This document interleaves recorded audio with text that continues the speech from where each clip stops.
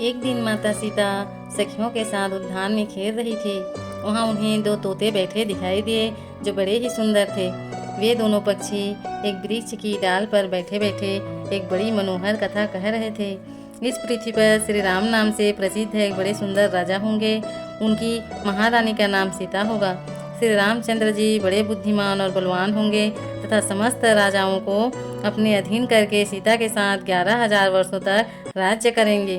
धन्य है जानकी देवी और धन्य है श्री राम जो एक दूसरे को पाकर इस लोक में आनंद पूर्वक विहार करेंगे।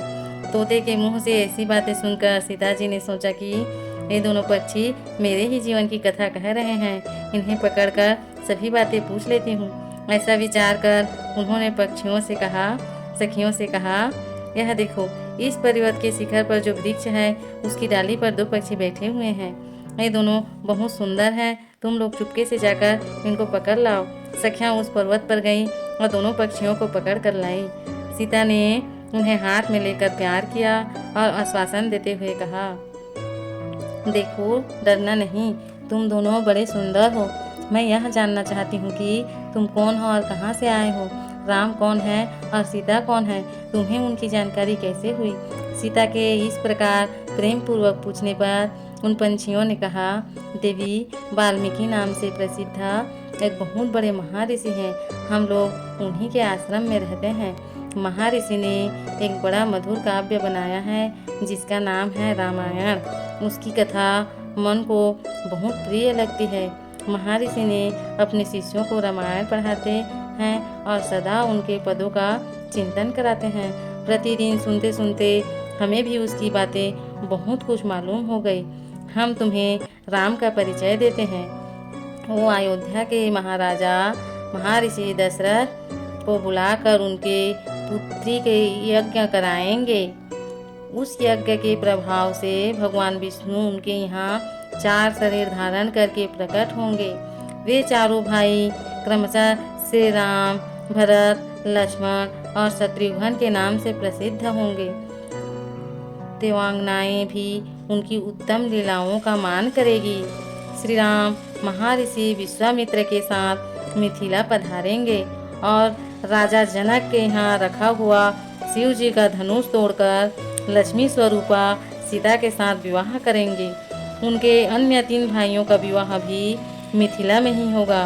सुंदरी, ये तथा और भी बहुत सी बातें हमने महर्षि वाल्मीकि के आश्रम में सुनी हैं। तुमने जो कुछ पूछा था हमने वह बता दिया। अब हमें छोड़ दो, हम दूसरे वन में जाना चाहते हैं। पक्षियों की बातें सीता के कानों में अमृत की वर्षा कर रही थी। उन्होंने कुछ और सुनने के लिए पूछा, श्री रामचंद्र जी कैसे हैं, उनके गुणों का वर्णन करो। तुम्हारी बातें मुझे बड़ी प्रिय लगती है। सीता के प्रश्न सुनकर तोते की स्त्री ने समझ लिया कि यही जनक नंदनी है। फिर तो वह उनके चरणों पर गिर पड़ी और बोली, श्री रामचंद्र जी का मुख कमल के समान सुंदर है, नेत्र बड़े बड़े तथा खिले हुए पंकज की शोभा धारण करते हैं।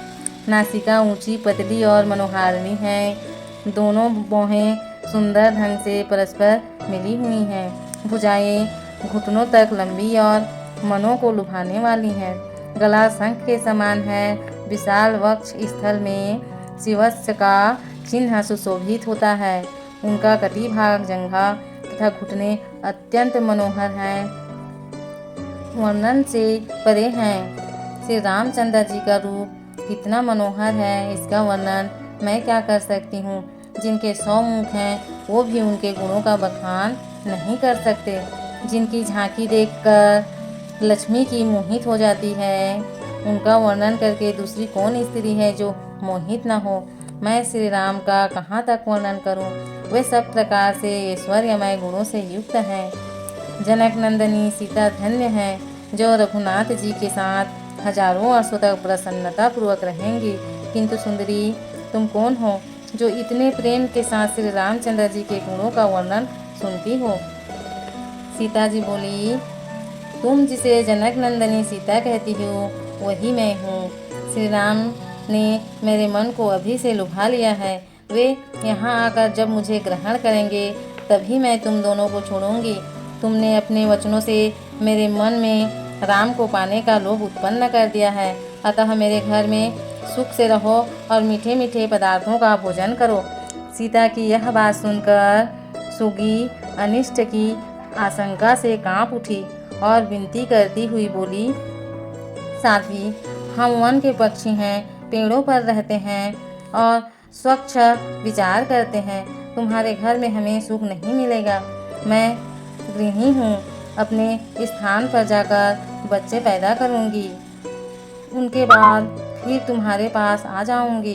तोते ने भी यही बोले कहकर प्रार्थना की, किंतु सीता उस सुगी को छोड़ने के लिए उद्धत ना हुई, राजी ना हुई, छोड़ना नहीं चाहती थी।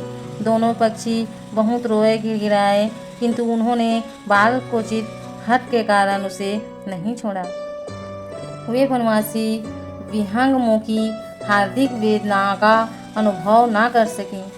सुगी के लिए पति का वियोग असहाय हो गया। वह बोली, अरे मुझ दुखियारिन को इस अवस्था में तू पति से अलग कर रही है। मैं गर्भवती हूँ, अतः मुझे भी गर्भवती दशा में पति से विलन होना पड़ेगा। यूं कहकर राम राम का उच्चारण करते हुए सुगी सीता माता को श्राप देते हुए बोली कि तू भी गर्भवती की अवस्था में अपने पति से अलग होगी।